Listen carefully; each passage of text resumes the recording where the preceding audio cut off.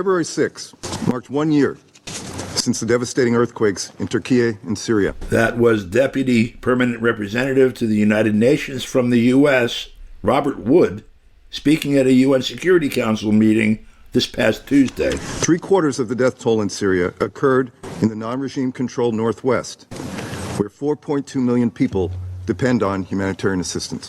Given the sobering statistics shared by today's briefers, and that humanitarian needs are at the highest level since the outbreak of the Syrian civil war, there is no reason why the regime and all parties in Syria should not guarantee humanitarian access for as long as needs persist. Indeed, humanitarian access to all Syrians, wherever they are, and through all modalities, must be unhindered. That includes cross-line humanitarian deliveries to the Rukban settlement, where the regime and Russia continue to block UN convoys. To hear Ambassador Wood tell it, there was an earthquake a year ago, there's tremendous need across Syria, and the Syrian government is playing politics with aid. In fact, something quite different is afoot. First of all, most of the need was created by a war that was begun by the U.S. and its allies through Al-Qaeda and other proxies in 2011. For more on that, we go to Damascus, Syria, to speak with a journalist who's been covering it for the past 12 years. That's Vanessa Beeley. Vanessa, you heard what Ambassador Wood said to the Security Council this past Tuesday. You've been in Syria pretty much for the duration of the war that's now entering its 14th year, being conducted by the U.S. and the EU through their proxies, Al-Qaeda and other groups. You've seen this stuff up close, recorded it on videotape, audio tape, writing, documenting everything that you've seen, publishing it as you go along. Show us where there might be some vectors between Ambassador Wood's picture and the reality that you're looking at. Well, I mean, what is absolutely extraordinary, of course, is that U.S. representatives are doubling down on the propaganda that has been used to criminalize Syria since 2011, in fact, since pre-2011, and talking about the need for humanitarian relief to be sent into northwest Syria only, which is governed and controlled by Al-Qaeda, previously Nusra Front, currently Hayat Tahrir al-Sham, run by Abu Muhammad al-Julani, known as an American asset, described as such by Ambassador Jeffrey, and Idlib described by Brett McGurk as the largest Al-Qaeda haven since 9/11. And yet we're supposed to effectively believe that the need for humanitarian relief to come into this area is a priority over humanitarian relief to the majority of Syrians living under the Syrian government protection in 85% of Syria that is not occupied by the US or their proxies. And what's extraordinary, if we go back to February 2023, when we had the earthquake here in Syria on February the 6th, we then had the situation where the Syrian government was actually trying to supply humanitarian relief to Idlib, to the civilians living there under Al-Qaeda occupation. And Julani was not only charging $10,000 per truck, $10,000 per truck to be allowed into Idlib, he effectively refused delivery of humanitarian aid because, in his view, this would legitimize the legitimate Syrian government. Of course, also, we then have the situation where American sanctions, illegal sanctions, because they have no UN mandate, are crippling the Syrian economy, causing rampant poverty amongst 90% of the population. And humanitarian relief has effectively been cut off to that part of the population that, of course, is not of any importance to the United States when they're running their narratives on Syria.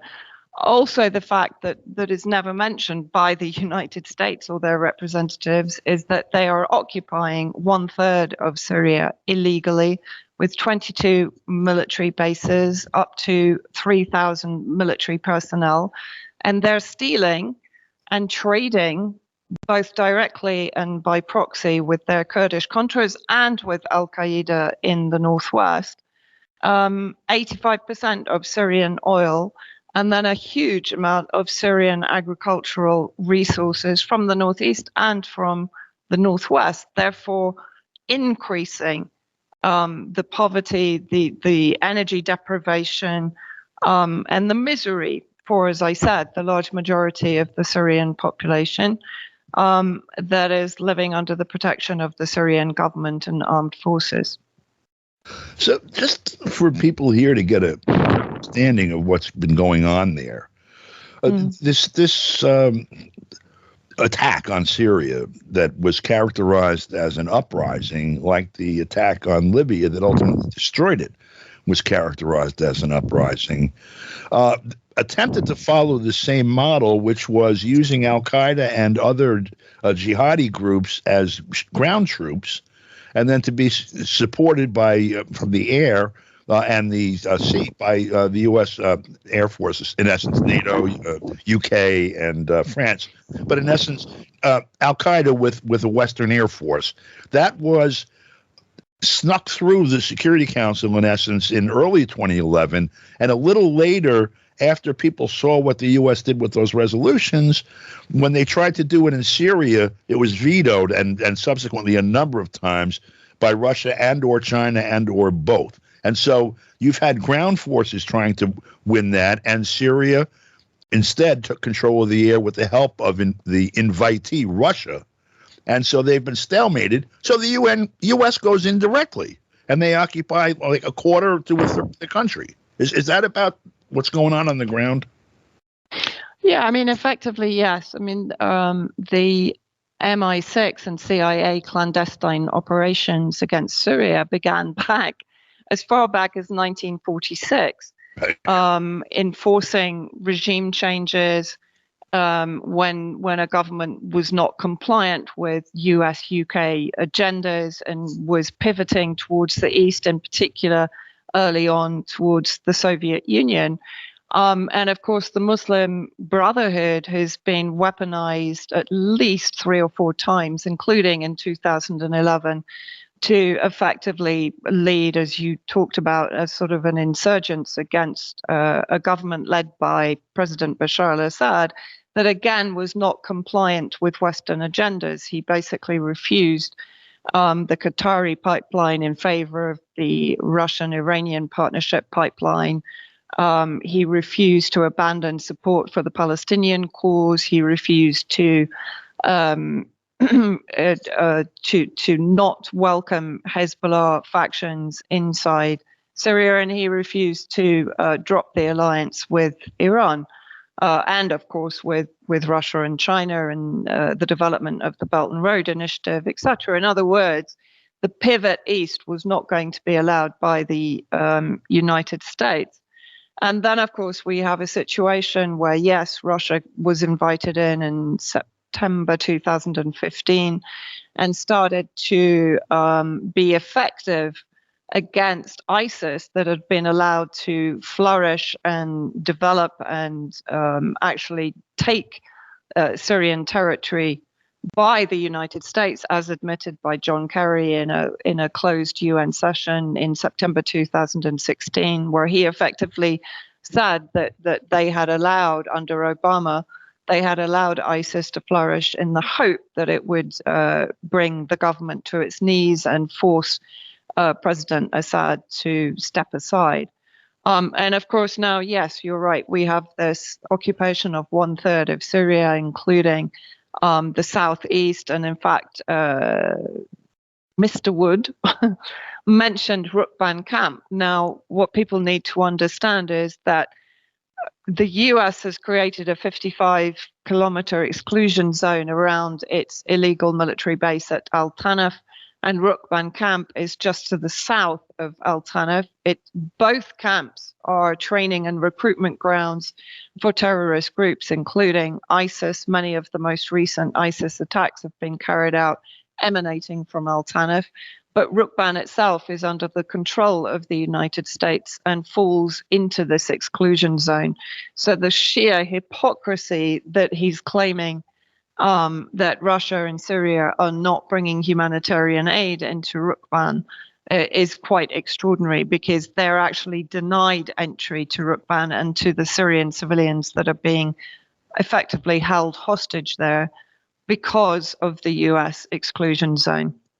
So, in essence, what's happening is there's a humanitarian crisis in Syria that is the result of this war that's been conducted against Syria for being non-compliant, and has resulted in, we know, millions of internal refugees and the choking by sanctions of the economy, theft of the assets such as oil that they can use as currency, a blocking off of other routes to other parts of the world for relief. And now, as the UN debates sending relief into it, the U.S. wants to channel it to resupply its own people, the al-Qaeda proxies, and the people that are living under there, so that will be looked to rather than the government for assistance. Is that pretty much a summary of that? Yeah, absolutely. And I mean, I myself have been to the front lines on the southern Idlib border in a little town called Jareen that is constantly under attack by the Al-Qaeda various affiliates, and of course controlled by Al-Qaeda itself, and also enabled by Turkey, that provides surveillance, drone surveillance, and even drone attacks against Syrian Arab Army forces. And basically, one time that I was in Jareen, they brought me, I think it was 2 unexploded rockets that were actually US manufactured. I reported on this. So the potential is that there's also weapons coming in via these so-called humanitarian crossings. And of course, the crossings themselves are under the control of Al-Qaeda. So even if it's not weapons, if it's humanitarian relief, then that is being basically stockpiled and traded at extortionate rates by Al-Qaeda to profit from the actual Syrian civilians that are living under their occupation. Vanessa, thank you very much. This is a horrifying picture, but at least we can see it a lot more clearly now, and we'll speak with you again soon. Thank you so much, Don. Thanks for having me on. Thank you. For KPFK, I'm Don DeBar.